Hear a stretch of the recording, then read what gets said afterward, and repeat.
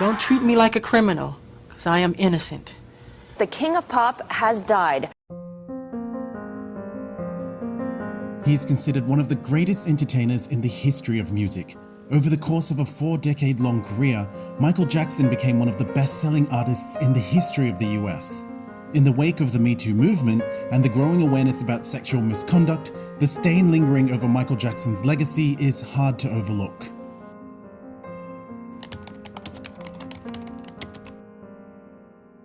All the allegations and like Michael Jackson molesting kids, and it was true, it happened to me.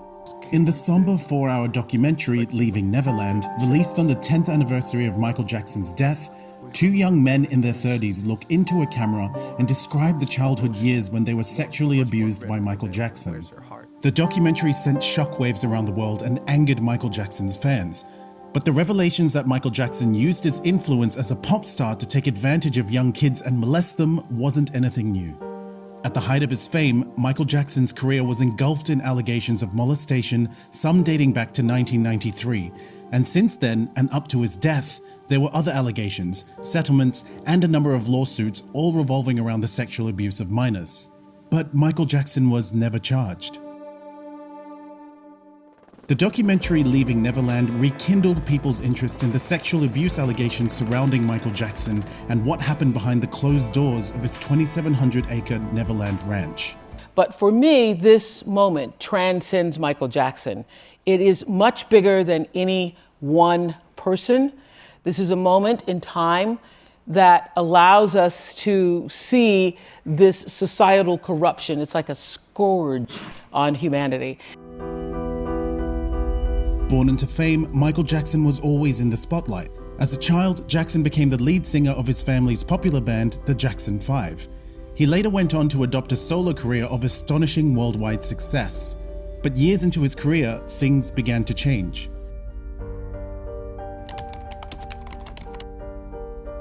In 1993, parents of a young fan of Michael Jackson, Jordan Chandler, who had been traveling with the pop star, filed a civil lawsuit against him. The parents accused Jackson of repeatedly committing sexual battery on their son. In 1994, Jackson settled a trial by paying millions to Jordan Chandler and his parents.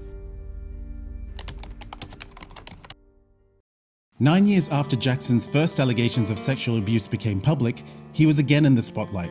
In 2003, he was charged with multiple counts of lewd and lascivious acts with a child under the age of 14, and after a lengthy trial that garnered extensive media attention, Jackson was acquitted of all charges.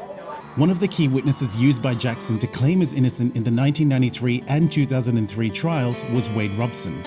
Robson, who was featured in the Neverland documentary, was close to Michael for years and was one of the children who spent time with him in his now infamous Neverland ranch. Robson revealed in 2013 for the first time, and years after Jackson's death, that he was also abused by the singer, even though he didn't think it was abuse at the time, and that the abuse started when he was 7 years old and continued for years. Wade Robson, along with James Safechuck, filed suits against the Jackson estate and his companies in 2013 and 2014. But they both lost, because California's statute of limitations required that claims of childhood sexual abuse be filed before an accuser's 26th birthday. However, a change was made to California's law in 2019, and victims can now make a legal claim against alleged child abusers up to the age of 40. Both men have now revived their child abuse lawsuits against Michael Jackson's companies.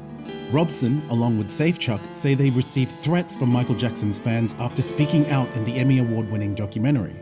But why are survivors of sexual abuse often not believed, especially if the alleged perpetrator of sexual violence is a high-profile person?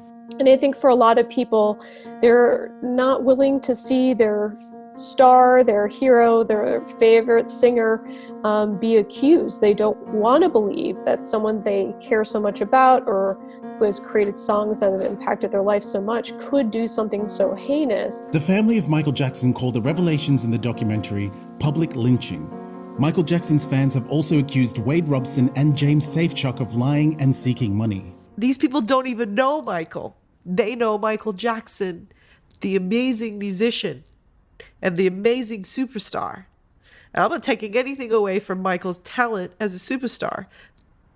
But as a man, as a human being, He's hurt people. And those people that he's hurt should have a chance to talk about it, and they should be allowed to be okay. Robson's and Safechuck's detailed and distressing accounts of alleged molestation by Michael Jackson in the Leaving Neverland documentary led a number of radio stations to pull his music from the airwaves in 2019. But if the pop icon is guilty, should we be muting his music, or should we separate the art from the artist? There's no dispute that he was a great singer and artist, but that doesn't matter. If he has committed these crimes, which I think there is a lot of support to show that likelihood, then we shouldn't be promoting his music. We shouldn't be listening to it. It shouldn't be at weddings or other parties and events. We really should be standing with survivors and muting anyone who's committed sexual violence. Michael Jackson's case is very similar to other high-profile cases like Harvey Weinstein in the fact that there are several victims, all of a similar demographic, in Michael Jackson's case, younger boys, and that kind of proof, that kind of evidence really does kind of call out in the present day for prosecution. We saw obviously Weinstein got prosecuted, even Bill Cosby, but it really took lots of survivors, numerous survivors speaking out.